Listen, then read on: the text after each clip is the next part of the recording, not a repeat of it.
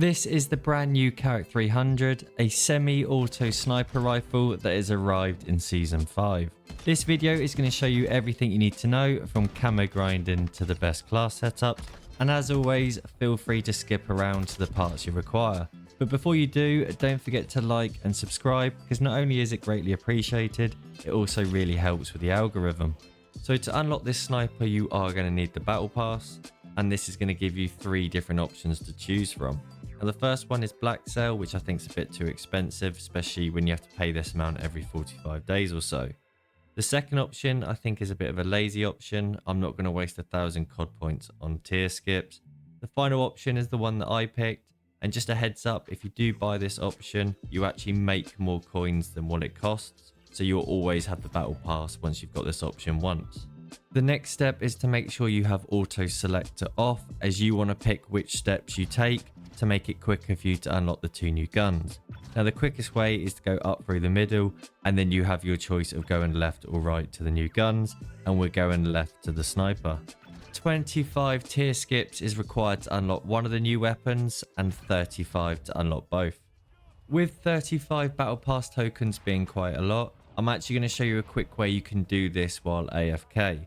What you want to do is either go into lockdown quads or plunder, depending on which game modes are there. Select your squad fill to no fill. You want to do this on your own, don't stitch anyone else up and be in a squad. And you want to make sure your auto parachute deploy is set to off. Now when you're in this game, you don't have to touch anything, you will just keep falling to your death. This is going to happen over and over, but because you don't have your parachute on, you're not going to be AFK, which means you don't get kicked. At the end of the game, you will be automatically put into another one, so you don't need to worry about that. Now your average between 2 to 3 tokens an hour. I ended up with 5 tokens across 2 hours, which isn't bad going. Just make sure you check up on the game every now and again to make sure there isn't an update or the servers dropped out or anything like that. Once the sniper's unlocked, I am going to recommend you go into shipment 24/7. Even if you never play this game mode, you hate it, I'd advise you to try and power through, as it is honestly the quickest by far. You're looking for 2 different game modes, the first one being kill confirmed and the second one being grind. Just make sure you're collecting as many tags as possible, and in grind you can actually bank them for a massive bonus. You can guarantee yourself one of these 2 game modes by going into a lobby, going across to create a class, and then you can see the symbols in the top right corner here. Now this is the symbol for kill confirmed, and this is the symbol for grind. If you don't see one of these symbols, back out and try and search again. Quick tip for you, if you find yourself struggling, then change your optic to one of these 2 here. It's just a little bit easier than quick scoping. Moving on to the basic challenges now, and the first 2, which is get 50 kills and get 20 one-shot kills, isn't going to be a problem at all. The third challenge is to get 15 prone kills, and although you may think this is difficult, jump into shipment like I have here, lay down, hold an angle, and the enemies will just come running round. The fourth and final challenge is to get 20 focus kills, and this is done while holding your breath and getting a kill. As you can see here, when I aim in, it tells me to press my left stick in order to hold my breath. If you do this and you get a kill, then it will count towards one of your focus. There is a perk you can add which allows you to hold your breath for longer, which means you can hard aim a little bit longer and you'll still be holding your breath. Gold is up next for the challenges, and I did this in shipment 24/7. All I did was use the 4 corners of the map, hold this angle and let enemies come to me. If you are struggling with this method, then I'd recommend 10v10. It's still got a good pace to it, but it's not as quick as shipment, so it can be a little bit easier to collect them 3 kills. We'll move on to platinum now, which is Longshots, which is by far the hardest challenge, and I've got 2 different game modes for you to try. The first one is 10v10, and if you'd pick this method, I'd recommend sticking to one of these 6 maps. These are the best maps for you to get your sniper long shots, and as you can see here, all I'm doing is holding an angle that I know is longer than 50 meters and picking people off as they come to me. The second method is ground war, and this was my preferred method. It gives you lots of opportunities to get in them long shots, especially when you need more than 50 meters. Try not to shoot too far with this sniper though, as it does begin to struggle at range, and sometimes you need to 2-hit. So here is the Longshot class that I used. Before I go through it, if you could hit that like button, it would be greatly appreciated.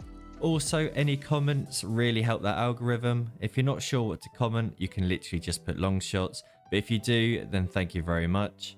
So to start, we're going to go with the F-Tac Reaper. Now this is better if you're going into ground war, but it does really hurt your ADS. If you're not going into ground war, then maybe something like this one that doesn't hurt your ADS quite as much would be better option. Here is the tuning. We just want bullet velocity and we want a little bit of aim down, sight speed back. Next up, we've gone with the barrel, and this is the only one that helps your range and velocity, and again damage range and a little bit of recoil steadiness, as we won't really be walking while aiming. Now the next step is either a laser or an optic. The optic is a bit weird, so you can pick a different one if you prefer that, but for me I've gone with the laser purely because of that aim and stability, and we can heavily do it here, and a little bit of aim walking steadiness. I know I said that we're not going to use it much, but we're not going to be using sprint to fire. Next up, we got the high velocity rounds, as always, damage range and bullet velocity, that's a no-brainer. And then lastly, we've got the rear grip, which is just going to help with flinch resistance and aim and stability. We've got a little bit of aim down, sight speed back here, and we're heavily aiming for the aim in idle stability. 25 headshots is the final challenge, and for me it's a case of going back into shipment. The more gunfights you get in, the more chance you do of having a headshot. Now the other option is to go back into ground war, and the reason I quite like ground war for headshots is because there's a lot of enemies that are sniping, or a lot of enemies that are just holding angles out windows, not really paying attention, and you can kind of take your time, line it up and get the headshot. So to end this video, here is the best class for the Carrack 300. Now this sniper is predominantly used for quick scoping or them quick shots, so everything here is designed around that. Now to start, you want this laser here, as it's going to massively boost your ADS speed and sprint to fire. Now even if you don't want to use an optic like this and you prefer to use a sniper scope, so you like to actually proper quick scope, then I'd still pick one of these sniper scopes down here.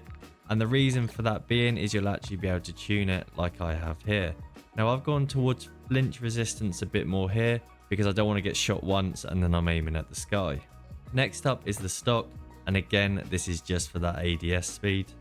We've gone for this for the rear grip, just for sprint to fire and ADS speed, so that's a bit of a no-brainer. The last attachment is high velocity, and we've gone full bullet velocity here, and that's just going to stop any bullet drop. But surprisingly, I've actually gone for recoil smoothness, just so there isn't too much jump between shots, and actually damage range isn't needed too much, again especially in them 6v6 maps. Thank you guys for watching. Hopefully you found some of this video helpful. If you have, again, don't forget to hit that like and subscribe, and I'll see you in the next one, which is the other new gun.